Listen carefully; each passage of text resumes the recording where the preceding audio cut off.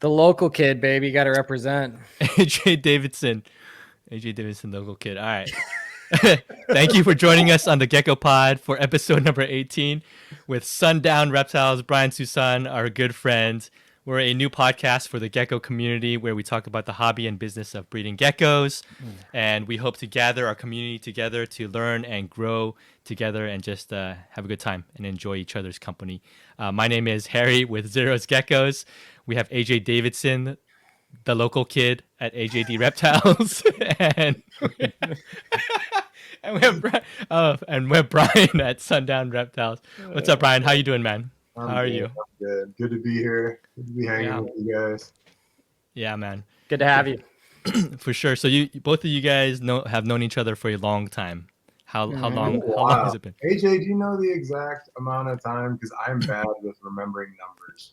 We probably met like 10 years ago, maybe. Okay. Yeah. Maybe like 8 to 10 years ago. Okay. Wow. That sounds about right. Because I think I have photos of us together in like 2014, 2013. No, it would be like 2014. Probably like 2014. That makes sense. I might have met you before that, but I think we like became friends maybe around 2014. And how long have you guys been vending together? Ooh, I don't know. 5 years? That's another good question. Yeah, maybe around then. 5-ish. Yeah. At NARBC. Do you guys only do Tinley together? You do other shows together? We do Tinley together.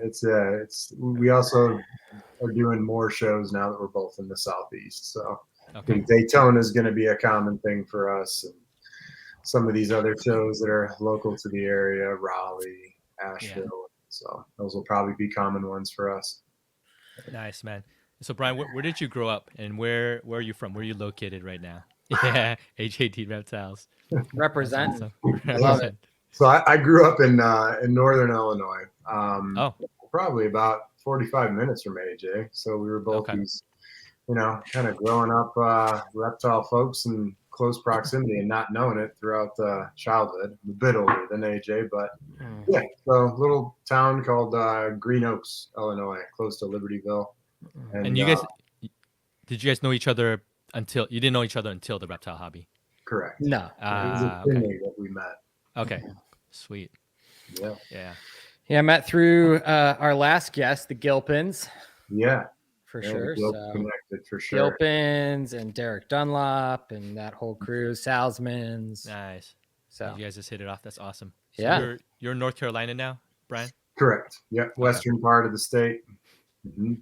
Yeah. Love it. Yeah, it's a good place to be. AJ ended up deciding to do a good move as well, coming down to the state. So we're trying to gather a bunch of good. There's a lot of quality reptile breeders down here. So yeah. Good. Yeah. Well, maybe one day I'll join you guys out there. We'll see. Yeah, I'm trying to convert Harry, Bryan. I'm trying to get him down here. I think he's gonna come visit soon. We'll bring him out to the west part of the state. We'll take him to the beach. We'll do all the fun stuff. Yeah, my wife and I, we love the outdoors stuff. In California, there's a good amount of stuff. You have Yosemite close by and Tahoe. There's a lot of good stuff out here, but it's crazy expensive out here. And so we'll see. We'll see what happens. Yeah.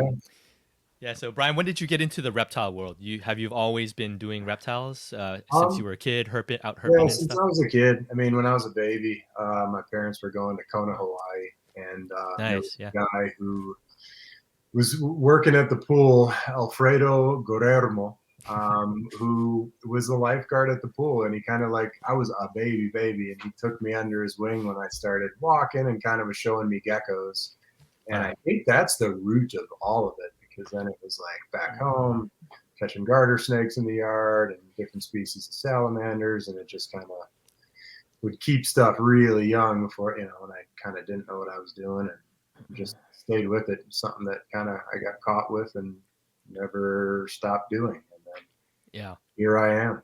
Yeah, man. So you've been breeding. So you got into the Rhacodactylus, you got into Cresties, Gargs, Leachies. What was your intro into the new Cal geckos? Yeah, so it's funny. I kind of growing up. I started getting in. I was keeping a lot of everything, And then I kind of started focusing on geckos, and some of the first species that I actually bred were Uroplatus lineatus and the Uroplatus ankylai. So 2 of the Madagascan species, and I loved lizards, but I kind of like the time of being able to dedicate to lizards at the time when I was in school. You know, it didn't really work. Kind of into college, I started breeding panther chameleons. But there was a time like in between college and high school that I just was going hard into green tree pythons. And so the lizards took a backseat. Like the lizards were the intro early on in life with snakes. Then it kind of went heavy geckos. Then it went full on chondros. And that, like having a slow metabolism species like a chondro makes it easier to travel. And during college, I was doing a lot of travel and having people watching my animals while I was gone. But because of that, I couldn't keep reptiles. And you know, the Gilpins had reached out to me, I think just through herping. We had touched base together, and they were going to Australia. I saw they were going to Australia, and I was going to Australia with another good friend of mine, Elliot Miller, who's doing his dissertation work in Australia on honey eaters. And he basically brought me to Australia with him to help him with his project. And I had time on the front end and on the back end to be able to do just some herping on my own. And so that's when I'd reached out to the Gilpins, just because I'd never really met them. And they're like, hey, yeah, we're not going to be there at that time, but this guy that we are friends with, it will be. And that was Derek Dunlop. And I had seen some of his stuff on his website and kind of had like, you know, seen some of his photos, and he was, for a young man at his age, was breeding an insane amount of species that a lot of stuff that people didn't even really have their hands on. And so I reached out to him and was talking to him, and I just kind of like got reignited with geckos. And so coming back after that trip, I kind of like knew that I was going to be back kind of more stable. I wasn't doing these consulting jobs that I was doing with environmental consulting, a lot of this wind wildlife stuff. And I'm like, all right, I know I'm going to be back. I was doing kind of wind wildlife and then guiding down in Ecuador and like naturalist guiding. And I knew I was going to be back home. And once I knew I was going to kind of be situated just because of some family events that took place, I started getting back into geckos. And that's when all this started now from like, that was 2012 when I like started to heavily get back into lizards because I knew I was going to be more stationary. Yeah. And then did you start doing it full time ever since then? It was a very slow, I didn't see myself doing it full time. I kind of got into, you know, the first species that I really got back into were Strophurus ciliaris, the northern spiny tails. Yeah. And I had no idea about like the ham show and how, you know, you could get animals, you know, from that show at the time. And so I, you know, Derek knew breeders over there who were producing offspring. And so he kind of like helped jumpstart me back into geckos. And these were, you know, some of the first species that I got back into. Chahoua were the next after these. Yeah. So. No, that's awesome, man. Yeah. So when you first started your collection, I mean, like everybody else, you start with a few and then it just goes nuts, and and then eventually you have like hundreds. Is that kind of how it was for you as well? That was how I was when I was younger, when I was a kid. But this time, you know, I'd been focusing on the chondros kind of throughout and post college. Back in the, you know, it's the old days of chondros. It's changed quite a bit, but so getting back into the lizards, I knew that there was going to be I was going to do it more strategic. There was going to be a handful of species. I wasn't just going to get one of this and this and this and this. I kind of was more focused on what I chose. And I knew I loved the Strophurus, and I had gone to a show in Wisconsin, and this was before I had Chahoua. The Salzmans were Geckonidaes geckos. They had a table with a couple of Chahoua on them. And I looked at them, and I was behind the table with Kyle, and I was looking at these animals. I'm just like, these are special. These are going to be something that are going to take off. And this was early on. I mean, this was, I would say it was even a year or two before. It's maybe around like 2010. I believe right around there, plus or minus a year. And I just saw those animals. I'm like, those are going to be a hot item, because I wasn't keeping geckos and I wasn't keeping lizards. Yeah. I just was like, it was fun to like go and look, and I'm like, ooh, this is, I haven't seen these, and these are going to be something that are going to be big, and not right on a lot of things, but that one definitely they took off, and that's for sure. So your initial collection of Chahoua, and we'll talk about that in a bit. AJ will ask you a bunch of questions there, but was it from the Salzmans and from the Gilpins? Some of the founding animals were. The very first Chahoua that I got actually came from Christian Langner, which Derek also helped facilitate. So I had gotten a pair of geckos from Christian over in Europe, and then after that, I just kind of like became addicted and started picking up animals, and definitely I'd gotten some of my early animals from the Gilpins. I picked some up from Phil Tremper. And I kind of was just trying to get, as far as when you build a collection, you want to kind of try and get what you can that is available in bloodlines. And so that's what I did. But the cornerstone to like what really I feel like elevated my situation with Chahoua came later with a collection that I had purchased. Yeah. So I'll take a little bit of a, I guess, backtrack. So Bryan, when I first met you, you were living in Libertyville area, and you had the Chahoua and you had the Strophs. Did you have anything else there before you moved? I know I had green tree pythons. Okay. I had those. As far as geckos, before I moved, I did have some Leachianis as well. Okay, you did. Yeah, and I may or may not have had some Cresteds. But when Derek got out of his collection, he had sold off most of his animals. And looking back in hindsight, there's so many things that I'm like, oh man, I wish I would have got those at that time. It would have been such a good move.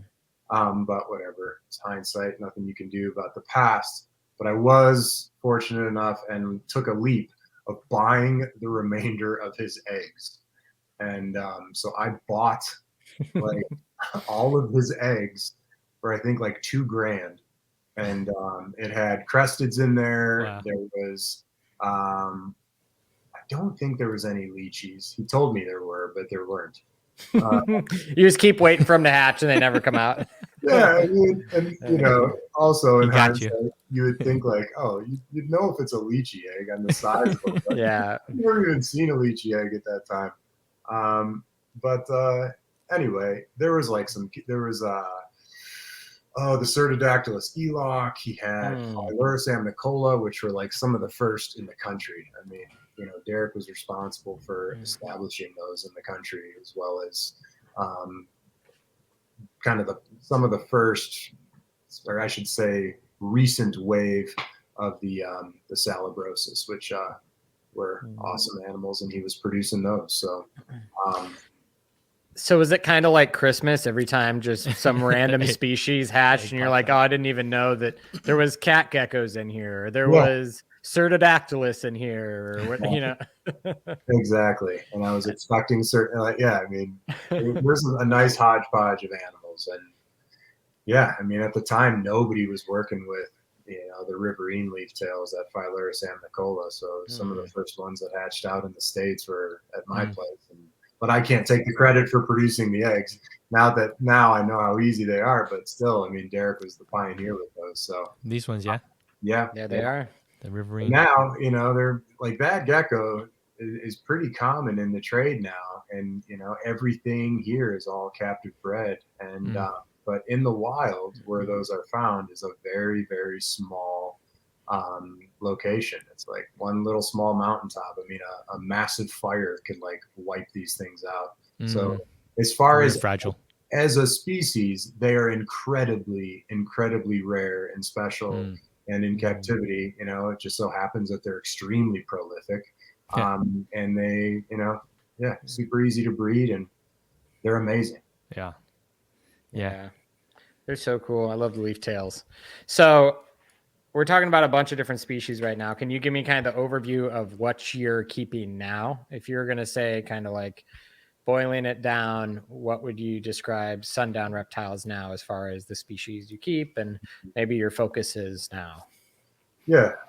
So kind of starting from those building blocks of the Chahoua and the Strophurus ciliaris, I kind of just spread more into each of those zones. Not so much with the Strophurus, but I started keeping a lot of the a couple. I keep a couple of the Australian leaf tails, and I do keep the rough knobtail gecko, the Nephurus amii. So for the Aussies, that's what I keep. Okay. Thanks to AJ, I fell in love with some of the cave geckos. So I've got a couple species of cave geckos now, the Orientalis and the Boanglingensis. But with the Rhacodactylus, I kind of spread out and work with all of the Rhacodactylus except for, or I should say the Nucal complex, with the exception of the Saracenorum. And I don't work with all species of Uries as well, but I work with one. So geckos, monitors. Tree monitors. Monitors. Tree monitors and dwarf monitors, right? Dude, this one's really cool. This leaf tail is so cool. This black one. Yeah. So that's an adult and a hatchling there. That's amazing. So they're incredible animals. Yeah. Sorry, keep going. I'm just browsing for you guys as you chat. Super cool. I work with the pretty much the yellow tree. I mean, I work with all the tree monitors, and I do work with the Pilbara rock monitors as well, which is a small Australian dwarf species right there. There, that one coming out of the egg there, Harry. Oh, okay. Yeah. So that's the Varanus pilbarensis. Wow. That's actually the first species of monitor that I ever worked with. And they kind of like got me going. If it's orange, I'm a sucker for orange reptiles. That's the color that gets you. Yeah, I love it. That's awesome. So, if I can speak for myself. When you go over to Bryan's house, I feel like there's a handful of things that pop out, and the main one I would say is the Chahoua. Yeah, and I'm sure he would probably agree. So I want to get a little bit of a background. I know you talked a little bit about the first animals you got, Christian Langner. Is that how you say his last name? Correct. Okay. So you got some animals from Christian. Can you talk a little bit more about maybe the early days of Chahoua collecting and what you were looking for, maybe traits you were looking for, if there really was lineage or maybe lines of animals that were more sought after, as much of a history lesson from what you remember from when you started would be helpful. Yeah. And I by no means am a perfect historian on the lineage of these. I don't know exactly how many originally came out of the wild. I know that Frank Fast had a good collection, and Philippe and Steve at Leap and Leachies ended up getting a lot of those animals as well. But the Gilpins had animals that they had gotten from Alan Rapashi. And so kind of the Gilpins were who I hit after I got my two animals that I got from Christian. I went to them because they obviously had, some really nice stuff and still do to this day. Obviously, they're one of the major players. Gotten some animals from Phil as well. And it just kept trickling out. And, one of the animals that weren't really being produced yet was like this real, the definition of high white back then was a white collar, but now it's kind of changed. And so there was a collection that I was able to get from JTR Reptiles, was Justin Miller, and he had some animals that were direct from Steve at Leap and Leachies, so I was able to get my hands on some of that. John Christensen at Jasper Sailfin had some other stuff that had come from different, some high white stuff as well. That one of his main males was an animal that came from Leap and Leachies, and I wouldn't really feel comfortable saying exactly where Steve had sourced his animals, whether it was from Philippe or Frank or a combination of two. But Steve had some really incredible stuff from the get-go that was kind of hard to get your hands on. And so when I had the opportunity to get the animals from JTR, that was like a game changer for me and created a big foundation for a lot of the stuff that I'm producing today. Were they that white back then, or you had to develop them? Well, you can show us Vader. Yeah, right? so Vader. Could you pull Vader up? Just No, not that one. Hold Is that on. one? Is that the one? That's not. This one's Vader right here. That's Yes. him. Yeah. So that animal was in the collection of JTR, and he was pretty much anybody who was interested in Chahoua was trying to get offspring from this gecko. Okay. And today, I mean, I could go through, you could give me the name of any breeder who's producing high white Chahoua, and I guarantee you can find some trace of Vader that goes back into that lineage. That's so interesting. Because he, a lot of people were trying to get their hands on his babies, and a few select individuals were getting some of the offspring from him. And what's crazy about him is you can have, it seems that his direct offspring, when paired to some, nice animals, there's a good probability that a lot of that white, especially on the sides, would pass on. It's not always, but I found in my collection with his offspring, almost everything I'm pairing his offspring to is throwing crazy stuff, and it doesn't have to be like super, super crazy high white babies to get it.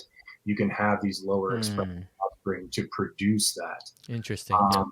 So he's kind of like, this animal's, in my book, and I think a lot of people would agree, other breeders, that this is kind of like the godfather, a famous Chahoua that is foundational in producing like a lot of this high white and super white animals that we're seeing today. That's so cool. And I was lucky to get my hands on him and two of his babies, a male and a female, in that collection.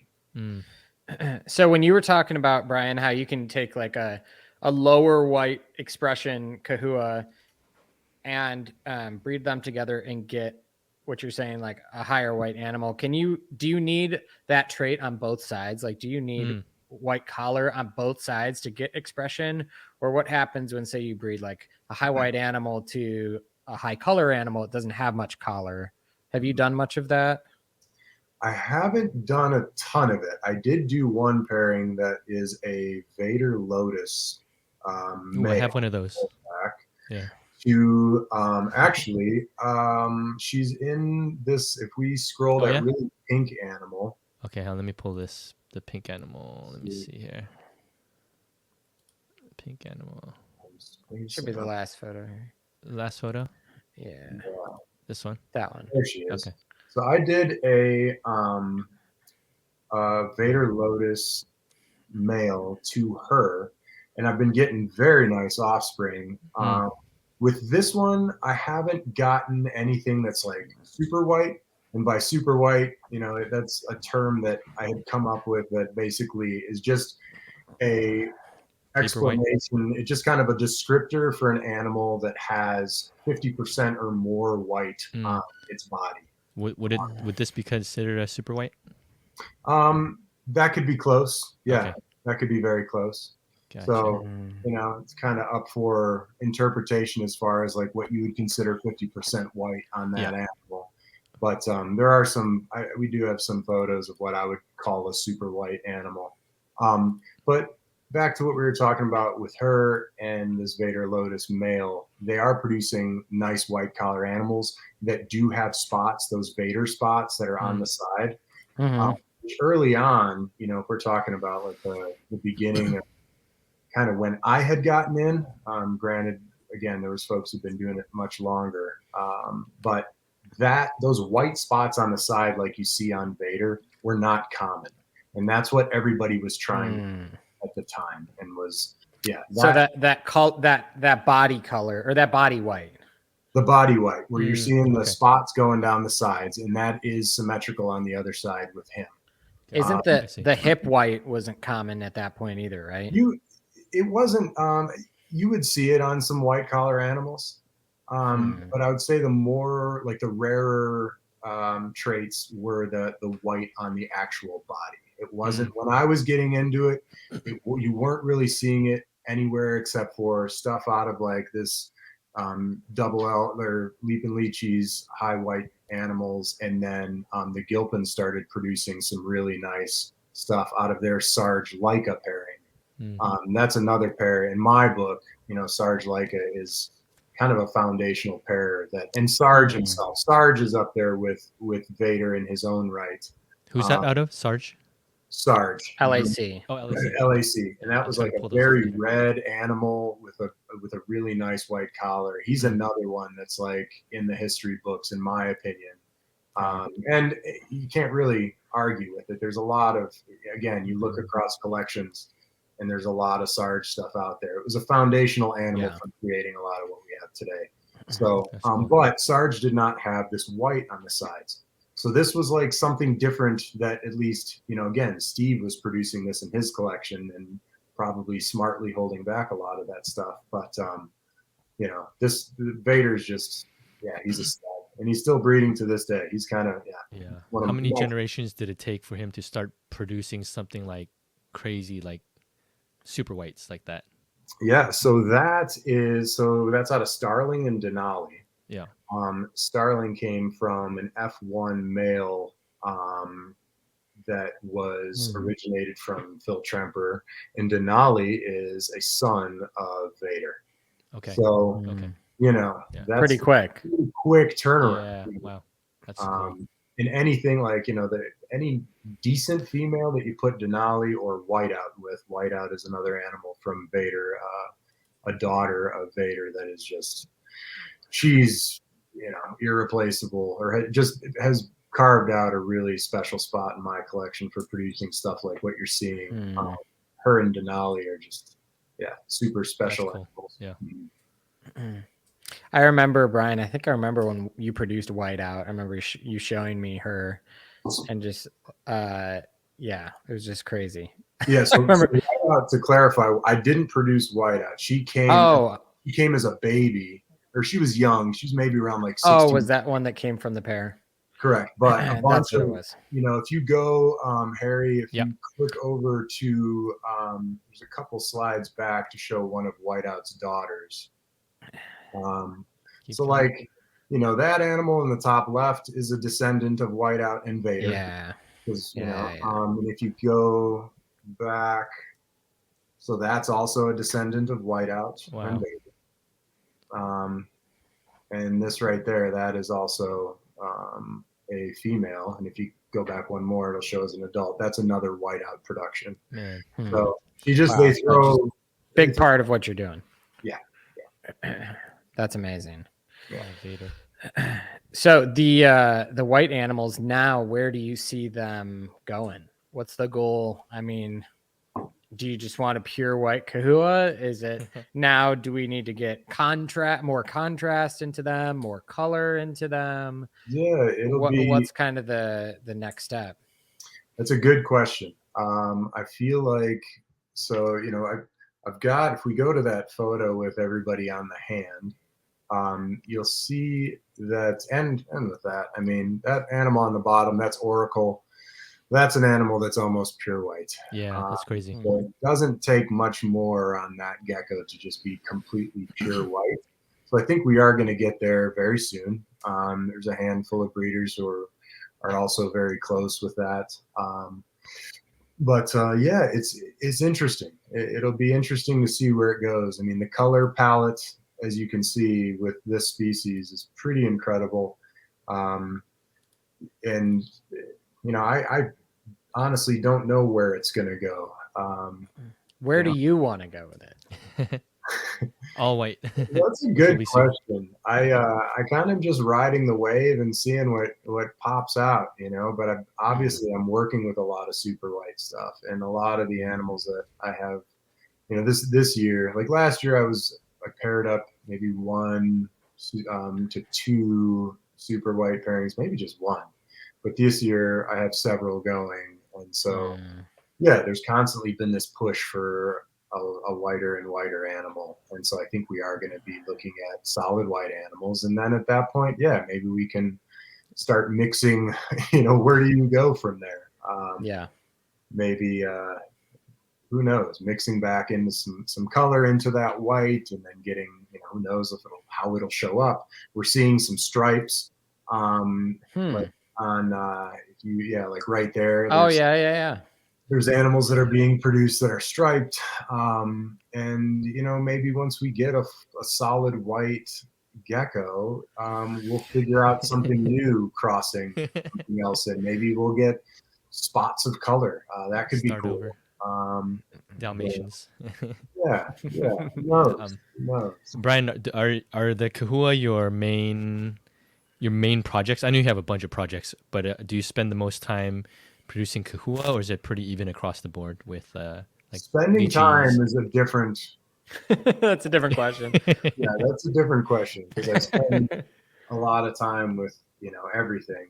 But Chahoua are definitely my focus, and kind of what have gotten me to I've established a name for myself through Sundown with Chahoua for sure. Where did you get your name Sundown, by the way? It was just most of the species that I'm working with are all nocturnal. But I figured, I'm working with nocturnal stuff, and all the geckos I work with are nocturnal. So Sundown. That's super cool. So I've been seeing, I wanted to ask you, Bryan, I've been seeing kind of a trend on Instagram and Facebook and all over the place of people posting these Chahoua that are like super dark, right? Like black base. And wanted to ask you about those, because I don't see a lot of animals that are black when they're adults.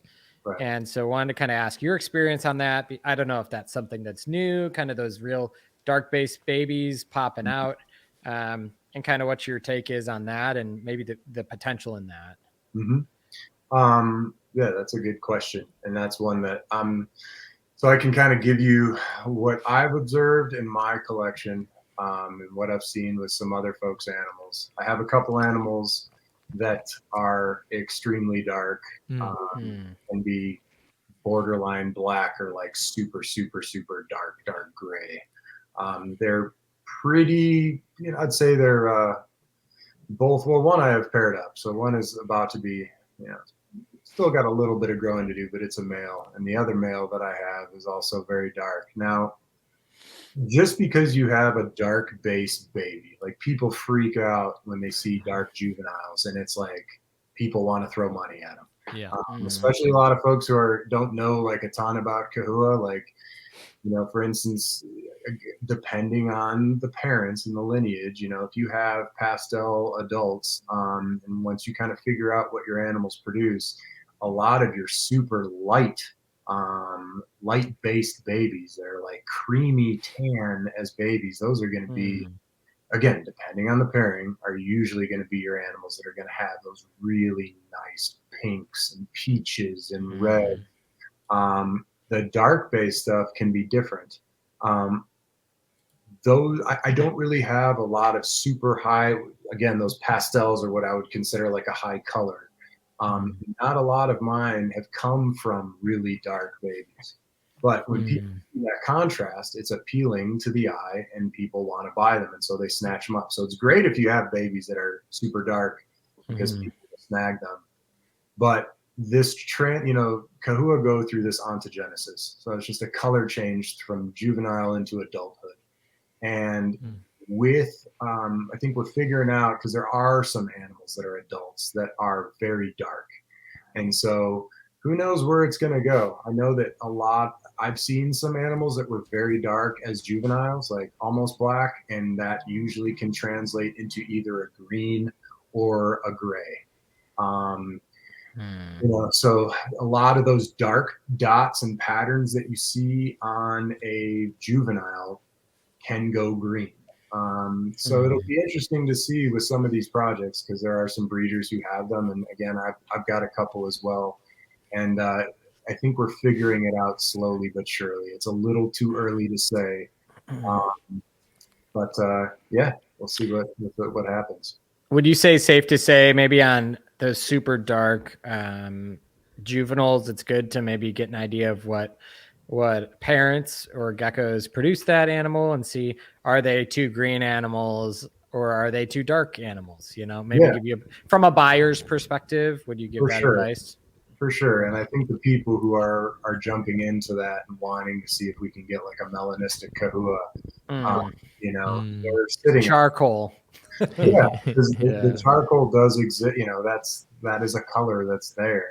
And, like one of my animals that can get almost black when they fire, they're different versus being non-fire. So they can be almost like a charcoal versus like a really, really dark.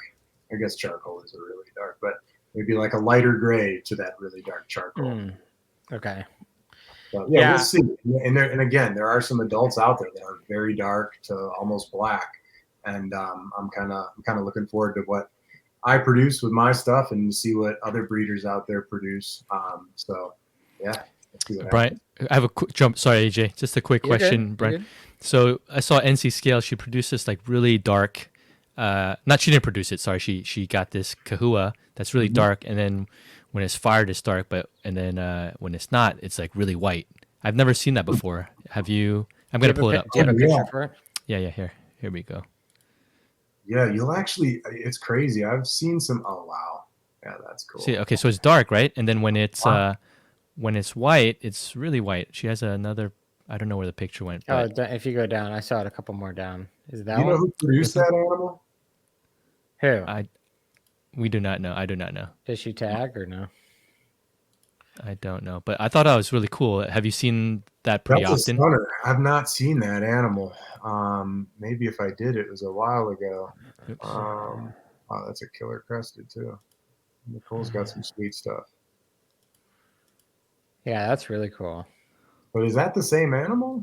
Yeah, no, I think it's a different one. Okay, this one's different. But there was one that when it turns really white. Go back one photo. Yeah. Okay, now go to those other set. Yeah. The other ones that were white, Harry. Click over. Is that the same? Ooh, yeah, you see. It's the same, right? So if you look on the collar on the top, here's what I'm looking at. You're looking at that marking. That little triangular dark right mark. Yeah. Let's go back and look again. Okay. I guess. Yeah, it's the same one. Yep. It's the same. It could be. That's nuts. It could be. Anyway, that's a stunning animal. And it's stuff amazing. Like that. I don't know how big that animal is, but crossing that stuff out with other dark stuff, it's like that's an area that I don't know. We'll see where that goes, but that's a fun project. We're gonna inspire some people with this. That's crazy. People are gonna be like charcoal Chahoua incoming. People are already inspired. Every every Chahoua breeder out there knows about this. Yeah. That's nuts. It's like dark and white. They heard it here first. No. Yeah, we got to ask Nicole about it. Yeah, that's a pretty one. So I think you had touched on it a little bit, Brian, but what would you say are kind of like the traits that you see present in Chahoua now? I know you said kind of color. I guess I'll ask this.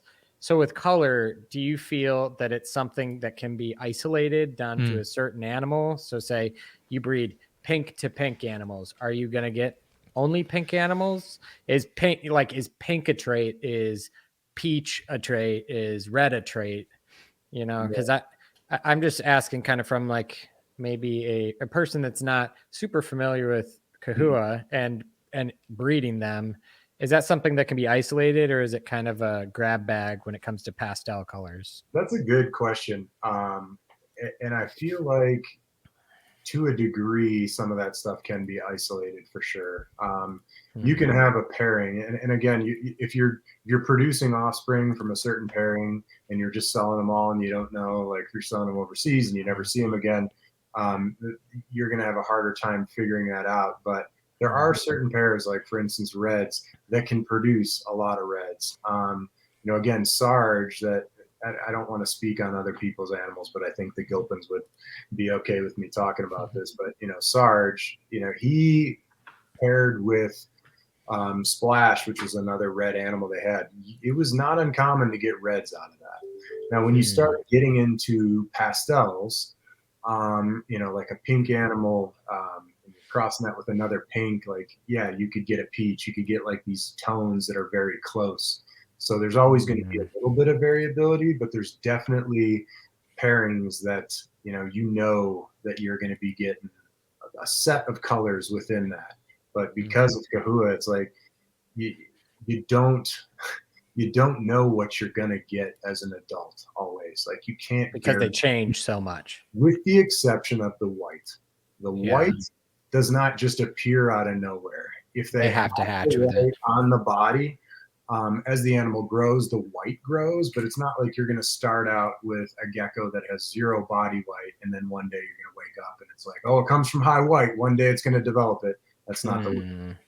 I've never seen that. Something that I think about with the Chahoua is, with Cresteds, we've learned so much, and we've learned a lot recently, right? But with Chahoua, something that is different is the maturity, the time to maturity with Chahoua is so much longer.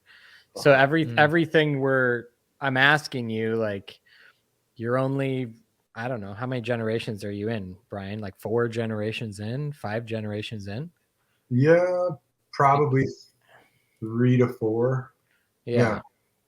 It's just the amount of time that you have between finding new things out is longer than maybe a crested gecko or a gargoyle gecko.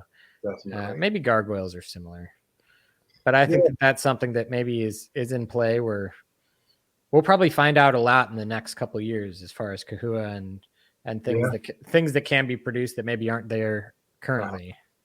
Yeah, it'll definitely be interesting to see, because I feel like the genetics are a big question mark right now. It seems like the crested gecko game is more advanced in that respect, and that like genetics, it almost seems like just very recently, like the past couple of years, it's really like. Yeah, what do you take on that? Because I see a lot of Chahoua breeders buying Cresteds right now. All of a sudden, it's Exanthic lily whites. I mean, here's what's the take? What's the hot take? My take on that is that regardless of all of these things that we're talking about with genetics, at the end of the day, when you take a crested gecko and look at it, if you're a reptile person and a gecko person, you look at a crested gecko and it's an amazing animal. So that's what it is. Yeah, that's why I got back into it too. It's like I got some a while back. I think my founding, I'd gotten some of my first cresteds from the Gilpins, and then I had kind of backed off, got rid of them. And I think I'd gotten some from AJ and the Gilpins were who I had gotten my cresteds from. And, then I kind of backed off and sold them. And then I just started seeing all this cool stuff that was being produced. And I'm like, man, there's such beautiful geckos. You got to have some. And Bryan became famous with geckos right after he sold them. You got to tell it. You got to tell Harry the story. Let me know. It's a brief story, but. Yeah, so it was this pair of cresteds that I got from the Gilpins. It was Pharaoh and Supra were the names, but they were just throwing these wild, insane Harleys that was coming from like this pairing that the Gilpins had, Zoop, and it was just like these wicked Harleys with like red on them, and like I'd kind of gotten rid of them, and after that there was just this surge of people from overseas who were just like, do you have any more of these? Do you have any more of these? I'm like, I sold out. They're like, you're number one. You're famous. Can we buy these from you? And he's like, nope. So this was while you're doing Chahoua as well. Funny. Mm-hmm. Okay.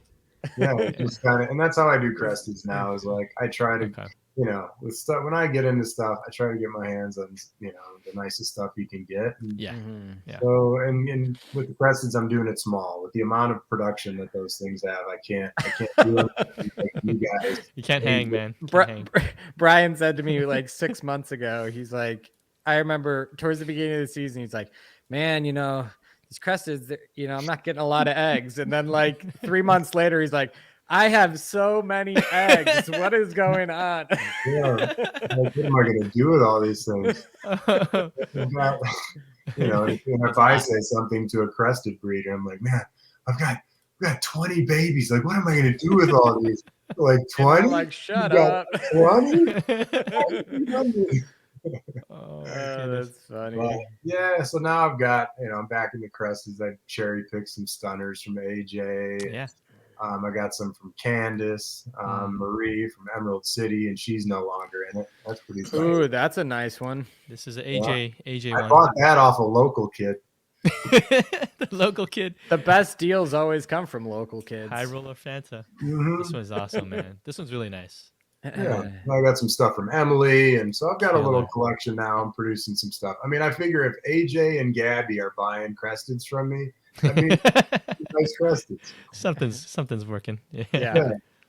And the I'm going to pivot a little bit. Oh, but yeah, the Gargs are a big thing back. for you. I know that. I mean, Gargs are sneaking up. Low key, I've got some things with Gargs that are. You have some nice Gargs, man. Pretty awesome. So yeah, I'm producing a lot of really good stuff with them. And look at this my first Gargs that I got came from those eggs that I bought from Derek. Wow. And I still have breeders from those eggs. And I believe those hatched out in 2012. But really, really nice stripes. And Derek had some killer gargoyle geckos, AJD Reptiles, back in the day. Did he have blotches, Brian, or just stripes? He did have blotches, but I only got like really top end stripes from him. Okay. And those were just from eggs that hatched out. You got to man. see those red stripes pop. These are nuts. Yeah, that's killer to see. Look at this kind blotches. of the variety Wow. of I've got a lot of high quality Gargs going right now. So those are kind of like, that's an area I wanted to focus on. I mean, yeah. Which ones are the most exciting between the Leachies, the Gargs, the Kiwis, and the Cresteds? Kiwis. Kiwis. Yeah. Susan Kiwis. For me, I mean, the most exciting, out of those species, I probably would say the Chahoua and the Leachies right now, but the Gargs are awesome too. And these Cresteds that I'm pairing up, are pairs that I'm excited about. And, Look at these Leachies. Yeah. There's some killer Leachies that I've got going, and some really awesome. So that's a Raz, huh? Oh, Raz. GT Raz. That's a cross between one of Cody's Raz animals and a Friedel Kogus. That's a pink bar. I mean, she's awesome. That's killer. I love the stripe. Nice as the male. So good. She's got really nice red bars on her. So these are my favorite right here. Oh my goodness. Yeah. So those are. I'm very grateful that I have the pair that produces those, because those get massive. They're super dark, almost like a dark morph. I mean, I guess you could call them a dark morph. I've referred to them as dark morphs. And they've, GTs that are dark and super colorful. It's like the hot thing. Obviously males are the males. You have a lot of males, right? I've got a handful. Okay. But the other cool thing about those CAMKs that I'm producing is that they have like crazy long tails, and they're super long. Massive geckos. Yeah. So I love that pairing. But, Harry, I've got two of those over here. And they're definitely my favorite Leachies. Do they have eggs yet? I gotta get eggs. No, mine are probably like 75% grown. Okay. AJ has one that I've got some serious remorse over. Every time he comes over, he's like, "You sure you don't want to give me that?" And I'm like, try to buy it back from him. If you want it that bad, I probably shouldn't sell it to you. That's the problem. Anytime I come to AJ and I want to buy something, he automatically looks at it. He's like, "Oh wait." Well, if I did that at your house, you would do the same thing too. Brian wants this. I better not sell.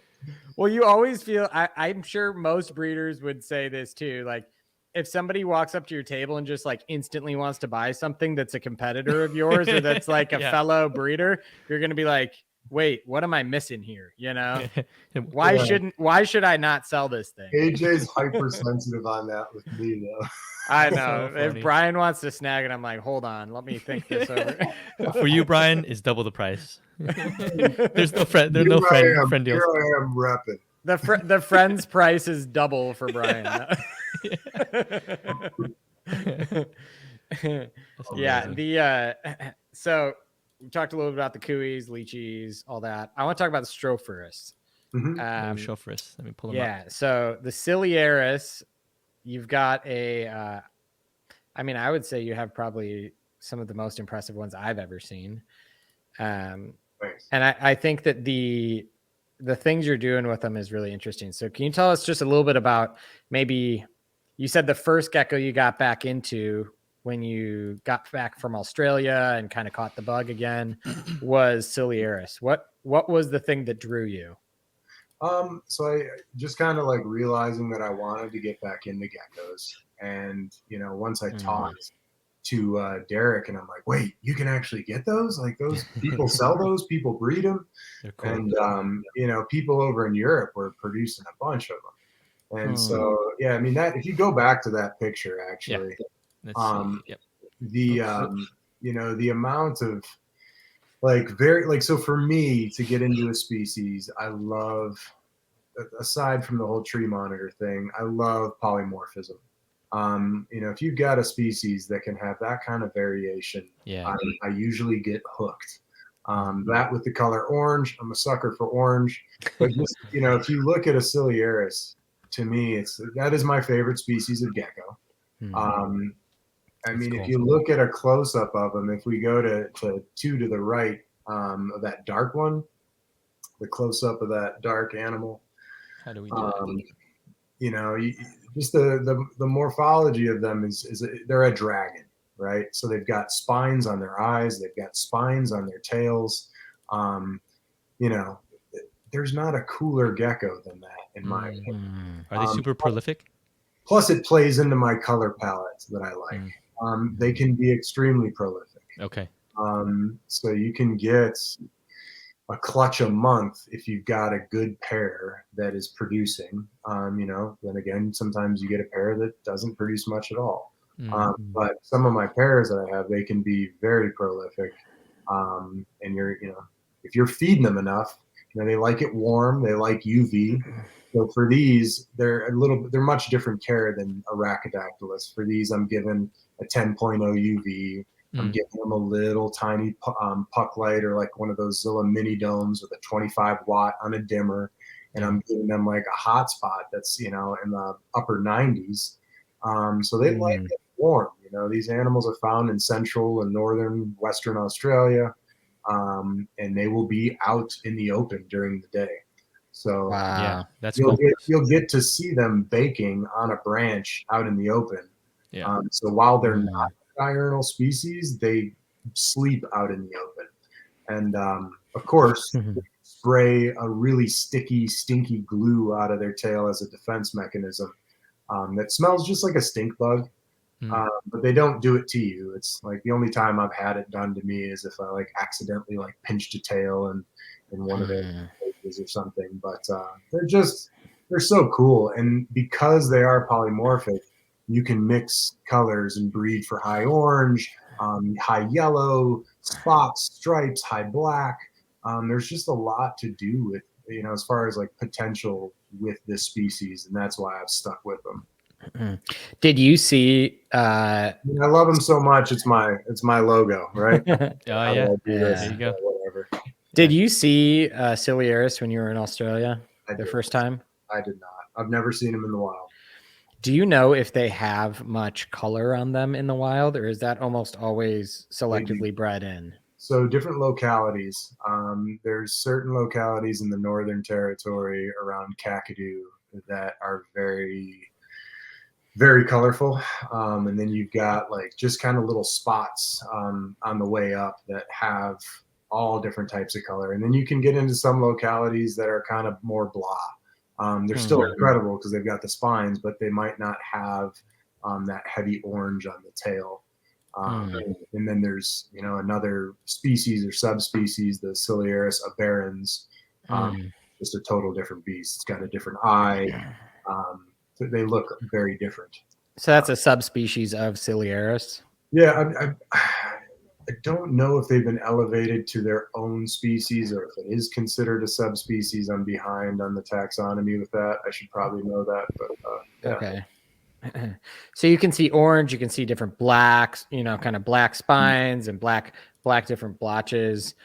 What would you say kind of the future for your project with them is? Are you trying to kind of do like separate those two things, like breed for high black, breed for high orange? Are you kind of simultaneously doing both in all of the animals?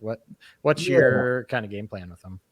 I've been pushing, like, some of my lines that I have are several generations that all the stuff that I had originally got, I tried to source from different folks who were producing stuff over in Europe at the time. So, I tried to get my hands at, like, Stefan Breck was one of the guys who I always was drooling on his site at his high orange animals. So I tried to get a couple from him, and Fred Cannon. Oh, that's crazy looking. Had some animals, but there's a handful of folks over there. Hanno had, some of the. I actually got my first Ciliaris from Hanno. He's a great guy. Yeah, I've seen his for sure. And he had like very classic. They weren't like crazy high orange or anything, but they were very solid animals and were a good foundation for me to start with to kind of get started with the species. With Ciliaris, do they struggle from the same thing as maybe some of the knobtails with like very limited gene pool originally? Do you see that? Definitely. Like knobtails. Anything with anything Aussies, Australian is, you're gonna have that. Certain species seem to tolerate it better than others.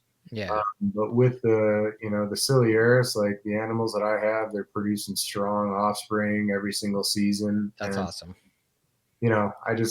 I kind of tried to get as much different stuff as I could, and you do your best, Yeah. You guys know, and there's a lot of buyers, keepers, breeders. If you don't know, you should know. Just because you get a Ciliaris from AJ, and then you get it. I got one from AJ from his line. I'm gonna get one from Bryan at Sundown. We could have gotten our animals from the same person, from the same pairing. So just because you get something from somebody else and this person, well, I don't want to buy from him because I already bought something from him, so I'm gonna go here. It's like sometimes you're you might need to do a little more homework. Topic. That is something that I think has rolled over into the Rhacodactylus complex, not to shift, but I feel like that's a very important topic to cover at some point, as far as like with bloodlines and people thinking that they've got different stuff. And it's important to remember how many original animals we were working with and what we are working with, what the gene pool is. And, while you should try to avoid inbreeding for sure, unless you're doing some line breeding for some specific trait, I think a lot of folks, the majority of folks out there, are doing stuff that are inbreeding and they don't even know that they're doing it. But no doubt. It's a guilt-free conscious because they know they don't. It's not from the same pair. It's not from the same. But like you were saying with like the Vader stuff, right? I mean, if all of these, there probably wasn't a lot, but the high white animals originally traced back to Steve or traced back to wherever Steve got those from. How many high white Chahoua really came in? A couple, less than 5. How many offspring popped out that were the founders, and how many leaked out? Like, for all we know, like another important animal in the Chahoua world is Buster, that was owned by Jasper Sailfin and now is owned. The Gilpins actually bought him off of John, and that is an animal that was responsible for putting out a lot of really nice high white stuff. And for all we know, Vader and Buster could be siblings. Related. They could have been from a different clutch, from the same exact pairing or the same exact, so that we don't know. We try our best, but so people are taking Vader times Buster animals. They're like, they're unrelated.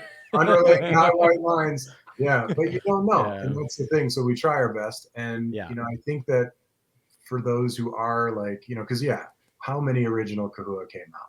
Not very many. Not very many. How many Cresteds? Even if it was like 200 Crested. I don't know the number. You know how many originally came out, AJ? I've heard between 200 and 400, and that's legal numbers. So I'd be shocked. I'd be shocked if there was that many. I would bet it's probably closer to the 200 number. Yeah, but even still, if you look at that and you think about in the U.S., Crested geckos are being bred every single year, every single day. Every single day, it's like stuff is being crossed back. There's, we're reaching this point, and then you get into the argument of like, okay, Pine Island is 7 by 9 miles, right? That's what we're dealing with. So again, certain species are not, certain species don't really get affected as much by that sort of inbreeding than others do. And again, if we're trying our best to keep things as separate and as unrelated as we can, that's all we can do. But there's a lot of unknowns and the original lineage of where our animals come from. And so I think people need to keep that in mind when they're being very critical about an animal and, it's not from this line. It's like, you don't know that. You don't know. So, there's a lot of things that we're assuming that maybe we don't know. Yeah. So, do your best. Moral of the story is do your best, but don't freak out. It's fine. Yeah. And if you're producing stuff that's wonky and the babies are not coming out healthy, then that's your sign. It's time to stop that. And you don't want to be breeding those. But getting healthy offspring and I'd say that's the key. Yeah. Going back to your Strophurus really quick, do you have a lot? Well, how big is that breeding group of yours? I probably have maybe around 8 females that are breeding, which can translate into a lot of babies. I don't want to go any higher than that. Yeah. Do they breed? Are they more prolific than Cresteds? They can be similar. They can be similar. Cresteds are definitely easier because you don't have the heat requirements and with the eggs for the Strophurus, I incubate them at 82 degrees. So, there's different barriers for that. But when you have a productive female, it can be similar to Crested geckos for sure. Okay. I only want so many because the market for Ciliaris is not that nothing in the gecko world is like the Crested geckos. So keep in mind how many, I'm producing and what I can realistically put into a good home each year. So are they intermediate, would you say, to keep and to breed? I mean, I think they're easy. Okay. But low-key brag. All of mine will die if I bought some from you. No, I mean, I think there's certain, it's like it's a recipe. You're just following, you want to follow a recipe with them. Yeah. If you've got your heat set up proper and you've got the light, the only time where it can get tricky is in the cooling season, when that's when you got to maybe they become more intermediate to advanced and watching your female and making sure that she has the proper body weights to go into it. Because they will just keep cranking eggs, a female. Got it. So you've got to watch that when you go into that season and kind of remove that male and kind of right after she lays those eggs, you start. It's a tricky balance because sometimes if they lay eggs and they've been going hard, they're really taxed and their body can be, pretty weak. So it's a fine balance of making sure they've got enough nutrition so that they can go into more of a cooling period. But to be honest, I've been doing warmer winters for them for their cooling period, and I kind of will leave on a basking light for a couple hours just to, I can offer them an occasional meal, so it's not a super hard cooling where it's all right, they're going down into 50s and I'm not going to see them for a while. It's keep them low 60s and then it gets up, into the 70s during the day, and I kind of watch them. Okay. And how much does a pair cost? Just curious. A baseline pair you're looking at around $1,200. Okay. And that's and the pricing goes up depending on the coloration. Got it. Okay. But that's that's the price for juveniles. A juvenile sexed pair, I would say, is at 12. You can have a sexed female that's ready to breed, and you're looking at $1,200 for a ready to breed female. Okay, So, gotcha. and again, the color, like, some have gone for like that animal right there. That's a holdback, but as a male, normally the male's like a low end male starts at around 450. Okay. But then like a male like that, in my mind, that's like $1,500 to $2,000 animal for a male. That's cool. So in this one too, that's a male. High black. Yeah, that's a nice black on it. But it's, I kind of grade them a lot off of like how much orange is on the tail, how much color's on the tail as well. But it's subjective. A male like that, if it's ready to breed, you're looking between 650 to 1,000. Okay, nice. And AJ, you were gonna ask something? This is my interpretation. Some people may. Yeah. No, that's cool. Okay. It's cool to just hear about the ciliaris, because I think it's just something that a lot of people know what it is. Well, actually, no. When you bring ciliaris to a show and I see it every time Bryan and I vend together, everybody goes, "You gonna buy some?" Whoa, what is that? That's always the animal that gets the "what is that?" They get so much attention, and it's just because they look amazing. Yeah. They're nice. They're very popular at the show. Yeah. AJ, do you have a lot? Babies, unsexed babies are pretty reasonable to get into. It's not like they're crazy money either. So yeah.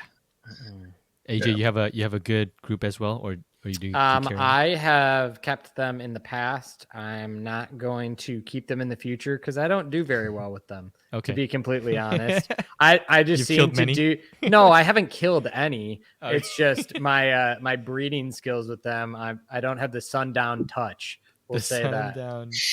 You don't have the Suson touch. I do not. So I'm gonna stick to things that I'm good at. So. Kind of doubling down on cave geckos and doubling down on my Sarahs and stuff. Yeah. Sometimes too, it's not obviously AJ's got game in this business. He's been around for a while, but sometimes it's also just like could just be your setup and kind of your situation and how your room is and so forth. I mean, I had cat geckos for a while that I was getting eggs and they were going full term, and I kind of like decided that I wasn't going to work with them, and I gave them to AJ and he cranked out some babies. So it goes both ways. Yeah. I do think that there is a lot of like variable in your rooms and your ambient humidity and just like, are they in a basement? Are they not? There's all these different things that maybe not make, we might not notice them fully, but the animals obviously do. And that can impact what you get. So 100%.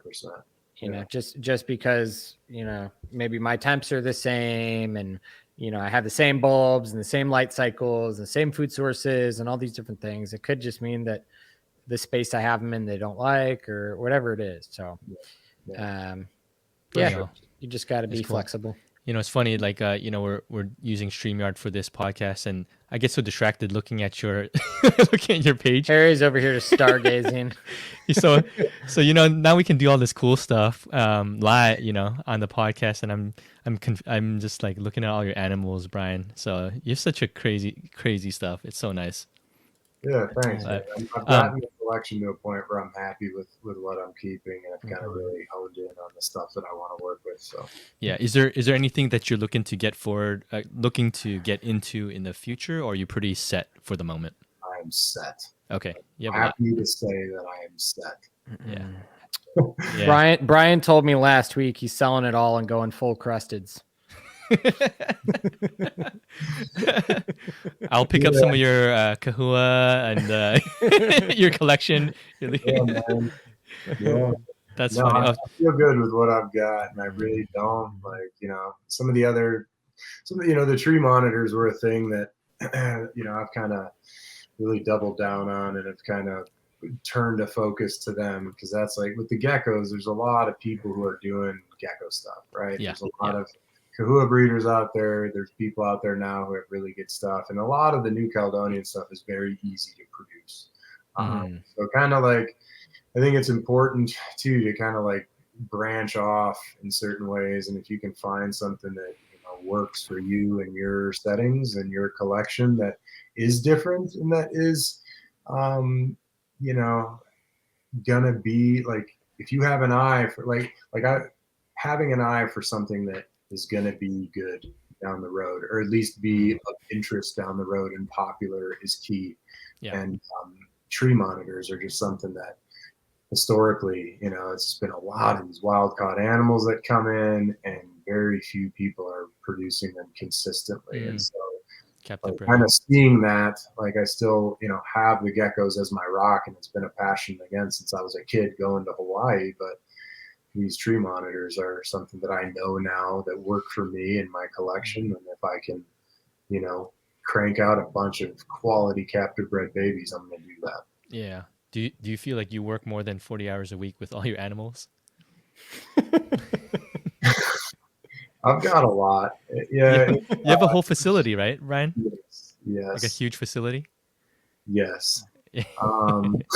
But I've got employees who help out part-time as well, and so that helps. But the problem with what we do, like AJ can relate, and other breeders who are doing it full time.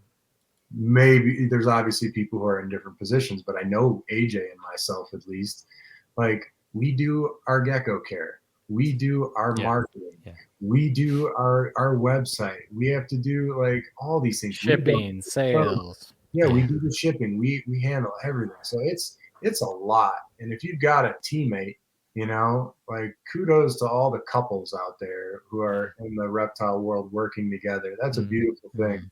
I'm envious of that. But that's a special thing, because you could be, not everybody's spouse is really into reptiles like we are. And so if you've got someone, or if you got a team of helpers, I think just AJ and I have drug our feet for way too long in terms of getting, like, I know AJ's going to be needing an employee soon, and I could use another part-timer, because it's just getting to be, it's a lot. It's a lot. Yeah. Sure. Brian, I've been getting more help from Natasha. It's been good. Awesome. I've figured out if I give her latex gloves, like gloves, she will pull cups for me. Wow. So that's my first step. I've gotten like, oh yeah, if I don't feel like I'm getting my fingers all gross, I'll pull all the cups out. I'm like, cool, here you go. I'll buy you gloves. Nice. A little bit at a time. It's like, oh, have you tried putting the cups in? At least next step. Crested don't go after you, Chahoua, man, they can be so territorial. And you go, like, I have some geckos that you open the cage, and I've literally had animals launch out of the cage. Show that picture. You bite me. Yeah, where's that picture? Harry, pull up that picture of the egg collection that egg collecting. Oh, yeah. Hold on, this over here. Oh, this one. Yeah, so he's like, screw you, Brian. Tosh probably would not like that. No. I haven't freak out. But she goes and grabs those lychee cups. Yesterday she said to me, though, she's like, man, lychees are so gross. I'm like, yes, they are. Everywhere. That is 100% true.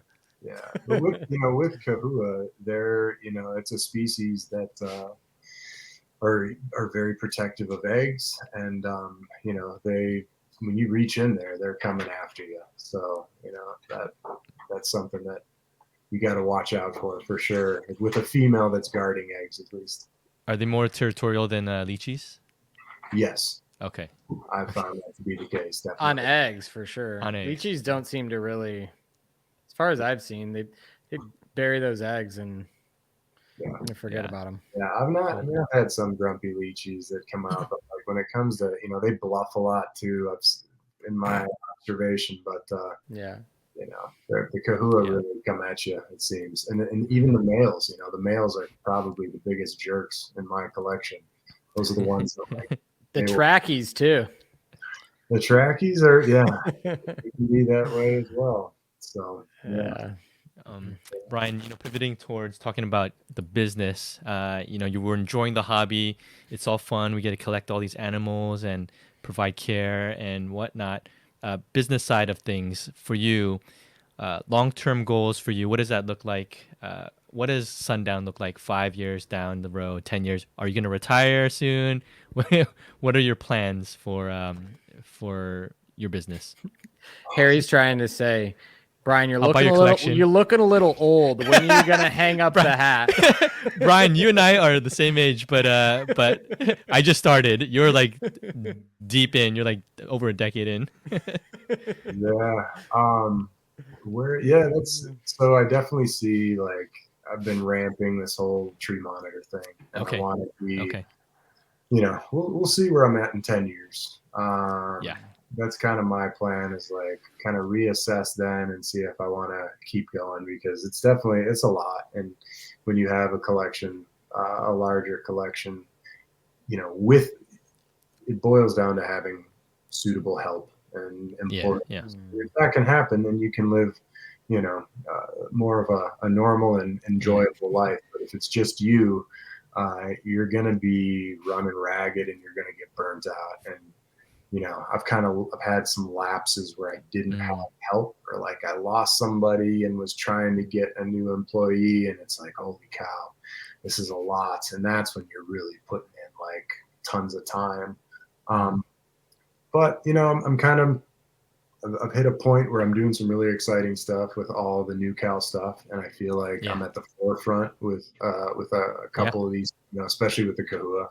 And the guards have got some special stuff up my sleeve with them, and all the species. I'm happy with what I'm producing, and I want to just continue producing top tier stuff, cutting edge stuff. And the big thing is to be producing all species of tree monitors, captive bred every single season, having numbers of babies that can kind of like go out there and actually put healthy captive bred animals in people's hands, where they don't need to gamble on a wild caught animal, and hopefully cut back the demand on some of that of these imported tree monitors. When you were doing full time, was it a hard ramp up to be a profitable business in terms of how you wanted to set things up and do things? Has it been like up and down, or has it been pretty good as a business for you? It's been good as a business for me. Okay. Before I just went like completely full time, I was teaching science. I was working in a family business that does construction, so I had other income sources coming in. So it's not like I just completely leapt and was, all right, like, let's hope these reptiles work out. Like all in, all bust, all in it or bust. Yeah, and I think most people are kind of get into it that way. They're working on different stuff, and then they end up, going into, either weaning off of their old job and go like, after you have successful consecutive years, or you're like, the numbers make sense. So for me, it made sense, and I kind of was at this tipping point where it's like, all right, I was doing so much. I was teaching, I was doing this like management for construction, I was doing the reptiles, and I was guiding, just naturalist guiding in Western North Carolina. And I just was like, I can't keep doing this all. Just the animals alone are like, this is a lot of time. So I just started cutting everything out, and now, I stay involved in the family biz just to kind of like, help out my mom. But otherwise, it's just it's all reptiles for me, and so it's been a good thing. But I would say like the key is of why I was able to have a good business is to get quality animals. And to learn how to use a camera. Not a camera, cell phone. You can actually get away with it nowadays with the cell phone. They're so good. Okay. But kind of when I was starting, like, there was good camera phones, but it wasn't like, didn't compare to a DSLR. And it's amazing even to this day. You browse morph market classifieds and you look at photos and you're just like, that animal is not represented well. So I think that's like a major component that a lot of people struggle with as far as in a reptile business. But that's on them. They got to figure that out. For sure. For in terms of marketing, what do you do? You just go to a lot of the shows? Are you engaged in the community? I know you keep pretty up to date with your social, right? What are some of the things you found has been helpful for your business? Social media first and foremost. I mean, starting out, it was like, I had a Facebook page right out the gate when I decided I was going to start Sundown Reptiles. Yeah. So social media has been the biggest thing. And then, a website, doing more shows. Cool to have AJ and Gabby and Brett, other folks who are in our area to kind of connect and go do shows with. That makes it more fun. Yeah. Just going there by yourself. And it's crazy too, just like the amount that the gecko community in particular has come together as of recent. I know I mentioned it in the last podcast I was in, but like Gabby, I feel like she's connected. Like, I don't know. Absolutely. It seems like since she has come into this scene, it's just there's been a lot more connection and like meeting people and like she's so that's her gift. That's her gift right there. Her gift is bringing people together and maybe breaking down walls of people that maybe are a little bit more of the loner mentality and being like, a good encouraging presence that can maybe encourage people that it's more fun together, right? And it's more it's nice that at any given day, us full-time gecko people, I can pick up the phone and call Brian, or I can call Harry, or I can call Gabby, or I can call Chad or Brian or any of these people, there's a million other people that I could call. So much more, like it was so much more competitive before, like cutthroat. And more cutthroat. And there's still that. That's, I mean, at the end of the day, we still compete with each other. And it's like, but you can talk to each other and compete with each other. You can, but it's like, it's an interesting relationship that we have because some competitors and businesses are not like that, but there's also it depends on the quality of people. There's also some people in the hobby that I don't talk to as much, whatever, the personalities might not click or whatever, but I think this kind of all goes back to your question of like getting out and like how do I promote myself in that way, kind of like doing these shows. I feel like and being able to hang with the local kids folks is that's the way, an additional way that I've branched out. But I would say the social media is the core for me. Okay. No, I got you. So, I mean, so you've seen a big positive movement in terms of the community engagement in recent years, and you see it as a positive thing. And for you personally, do you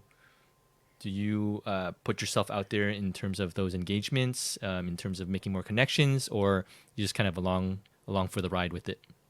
My personality is interesting in that respect. It's hard for me to kind of go, like, I've got this battery of being in public and talking with people, or like I kind of retreat.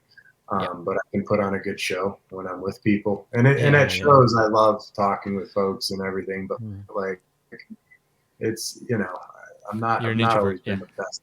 I've not always been the best at breaking the ice with like a new breed, a different breeder that I don't know and going up like. So I've kind of tended I've always kind of been more reserved, but I've been much better about that. Yeah. So you've been great, man. Ever since I've met you, you've been amazing. Very warm. Yeah. Thanks. And funny. So. Well, it's good to hear that, I guess. What shows are you looking forward to? I know we're doing a few together, Brian, but is there anything kind of highlights based on what we did last year? And I know I love Daytona. I'm stoked for that. Is there anything that you're kind of excited for? I know March is around the corner. We're going to Tinley again. Yeah, I think Daytona is fun. That was a cool one to experience. Tinley's always great. And I wish, if it wasn't for the whole thing of having to to ship geckos over to the West Coast or oh my goodness, to the West Coast, Ship man. 'em I'd over love. there. Ship them over to me. I'll and then fly over. I'll vend with you guys. Yeah, we were just talking about this. Yeah. We got to do it, man. Come over. The West needs geckos, 100%. Even if it's hot down south, we can ship to Harry, Yep, and then I'll drive he down. can meet us. Yeah, I'll drive you down. Using the car, because up by him in the Bay Area, it's rarely hot. So. Yeah, it's cool. Well, maybe then that's what we'll do. That would be exciting. I know AJ and AJ and I have talked about some other stuff, some like reconnaissance that we'll do, but that's down the road. Yeah, you guys would kill it in the West over here. I mean, there's breeders out here, and it's good to see, but we need more, and it would just kind of up the level even further if you guys came out here. It'd be amazing. Yeah, some East Coast, West Coast love. We got to get together. Think about it. Yeah. That'd be awesome. Those are probably the big ones, So Tinley we do every single year, always. Yeah. Are you going to Flora Fauna, Bryan? Flora Fauna, of course. And you're vending. Gabby's gonna kill you. You're out. I'm in trouble. Yeah, that'll be a good one to go to. I'm pumped for that. Just the venue looks amazing, and again, that whole connector thing. The amount of people that she's wrangled for that show, it's going to be good. Yeah, it's good. Yeah, it's crazy, man. That show's, it's taking off. Yeah, last year was kind of like we had the dream and worked on it, and then this year, it's just like, man, there's so many people that are wanting to kind of come along for the ride. So I'm excited to see what happens. This year. So I know you did a little bit of it, Bryan, but what would you say if you gave some advice for new breeders as far as focusing on high quality animals? You had said that. What are some other advice items for new breeders that are kind of coming into working with geckos, or maybe wanting to make this a career for themselves? Working with animals, what would be, now that you're how many years in, 6 or 7 years into primarily full time, what would be kind of your takeaways on things that have been helpful to you? Yeah. I think, there's debate as far as and I've always kind of been from the mindset of get the best stuff you can get to start. Figure out before you do that, you want to figure out what you want to focus on. It's nice to have a focus to start. And then as time goes on, I think it's important to diversify as well. Don't, granted, there's people who are doing Cresteds full time and are crushing it, absolutely crushing it. Yeah. But I've always found, at least for me, and, kind of what made Derek so successful back in his day is he was doing multiple things. And you may go to a show, or you may have a time where it's certain species isn't selling, and then all of a sudden this other one is. So I think having some diversity, it doesn't need to be crazy, work with everything, but find that core. And then after you have that core, kind of just do a slight little branching once you've done well with the core. That's cool. Do a couple little branches that see how they work, test them out. And if you can do well with those and it fits within your business plan, that could be good, because when that core might be in a slow season, or you might not, be selling so much of that thing, maybe these other things help keep you afloat. So I think those are some things that come to mind for me. So you're telling AJ to get more cuis. AJ's very diverse. AJ he doesn't have any Chahoua though. AJ is very observant. He's a good question, but also very observant. Part of vending when we vend at Tinley, every single time early on when he was just primarily Cresteds, you'd see what was selling.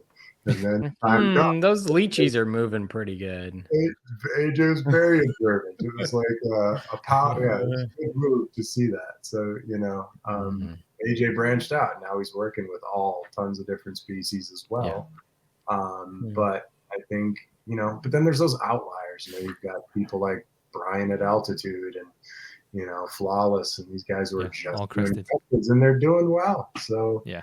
But I think also, if I could add one other piece of advice, is don't leave your job to just do this until you know that you are successful at it. You know, AJ left his business only after he, you know, his other job, after he knew that he was successful doing what he does and knew that the numbers made sense. I did that. I mean, I would not want to be in a situation where I'm working a full-time job and I get a chunk of money and I buy some Crested Geckos or Chahoua. Like, all right, I'm going to try this. It's like, no, you start breeding, obviously, but that's kind of common. If anybody did that, I feel for you. You know, I feel like the proper way it probably goes is that you hit this critical point where you're working a job and you're doing the business and you're like, I cannot do this anymore. This is impossible to maintain both. And you reach that point where you're like, all right, I have to pick one or the other, right? Like I got to give it the full run at the animals, or I got to, you know, scale back a lot. And you'll kind of know that moment where you're like, I think I've reached the point where I can jump. But I'd say for most people, it maybe is later than you think. You gotta be ready for it. And you gotta love it. Like, you gotta be ready, and you really gotta love it. It's not like, you know, I wouldn't, it's not for everybody. Just because you breed geckos or you have a big collection, it doesn't mean that's what everybody wants to do. It's like, I remember as a kid, I mean, I was in like grade school, like to the point where I could start writing, and I would lie in bed at night and I'd write down, I'd make lists of like species that I wanted to breed one day and keep one day. So it's like, it's not too far off that I'm actually doing this thing that as a child I dreamed of, but it's not this like, you know, it's not for everybody, you know. And that's a good thing. Another thing that I think, Bryan, you and I have talked about, and maybe I don't think I hear a lot of people talk about this, is this business when you're full-time, you know, this is kind of like a little bit of a turn towards the sad note, but it's very isolating, right? You know, like I know that Bryan and I, you know, we talk on the phone a lot, and like some days it's like, man, I've just been in this room for 12 hours and I haven't talked to another person. And man, this is sometimes, it's a pretty isolating thing sometimes when you're not, like I used to work in a sales job, right? And I had coworkers and I had people that I talked to, customers I talked to, and emails I'd get, and meetings I'd go to and stuff. And then, you know, overnight, it's like, man, I'm just scrubbing tubs for 12 hours and there's nobody, you know, it's just me. And I think that like what Gabby's doing, and I think what a bunch of people have started doing has made that a lot easier, which is that personal connection with your peers.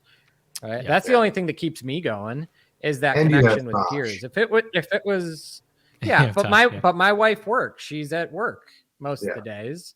So, you know, she comes home at 5:30 or 6, but all day, I mean, it's just, it's just you. I think that is important. The community aspect. Especially if you're single and you're doing this, because then it's like, you'll be lonely.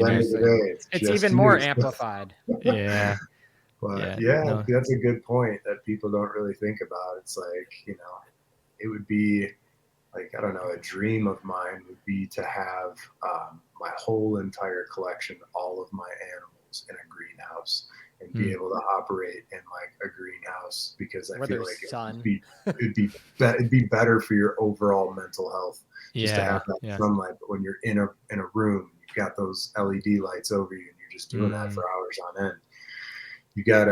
It's important to do that whole self-care thing. You know, you got to write out a schedule and designate time that you're going to go work out, you know, in the day, your activities that you want to outside, do, like taking care of yourself, because it can be taxing and lonely. Yeah, for sure. I think the aspect of talking with each other and having a community and friends to do it with is super important. I mean, for me, like I talk with AJ a lot, and Bryan and Chad and you guys, and it's elevated the hobby to a level where it's very enjoyable. And I look forward to like chatting with these guys every day, and you know, we'll clean our tubs and whatnot, and chat, and it's been really good. And so find people that you connect with, and just talk and chat. For sure. Yeah. That's awesome. Well, thank you, Bryan. I mean, it's been awesome to hang out and hear all about what you got going on. Obviously, we're friends, but it's nice to hear. Like, I heard a lot of stuff today that I had never known about you. So it's cool to just kind of hear some new stories and stuff, just about kind of your journey through breeding reptiles and kind of where you're at today. What would you like to plug for yourself? What do you got going on? Maybe things upcoming this year, projects you're excited about, shows, social, anything you want to do, feel free to plug. Yeah, I think it's, for anybody who likes the stuff that I produce, I try to get you some, the best stuff I can, and that's whether it's a show or on the website. It's, I don't really have anything too crazy to plug. I'm going to be doing the shows. I'm looking forward to the flora fauna and going out there, and I like to bring a good selection of what I've got to shows, but also it's kind of my goal is to produce quality captive bred animals for people who are interested in them. So obviously if I've got stuff that people are interested in, then I am one of your guys. So yeah. Cool. Yes, sir. Yeah. Why don't you take us out, Harry? Thanks, Bryan. Yeah, Bryan. Yeah, you've been amazing, man. Yeah, everyone can find Bryan at Sundown Reptiles on Instagram and on your website, sundownreptiles.com, right, Bryan? Mm-hmm. Yeah, exactly. And we'll have this episode out this week. I'll put something out, a preview out tomorrow, Bryan, and then we can put it out, and it'll be out later this week. And so by the time people hear it, they've seen this. So awesome. Thanks, so guys. Appreciate you, man. It. Fun Thank you, Bryan. chatting. Yeah, we'll have you on again sometime. Yeah, for sure, man. Take care, guys. All right, brother. See ya. Thanks, Bryan. Bye.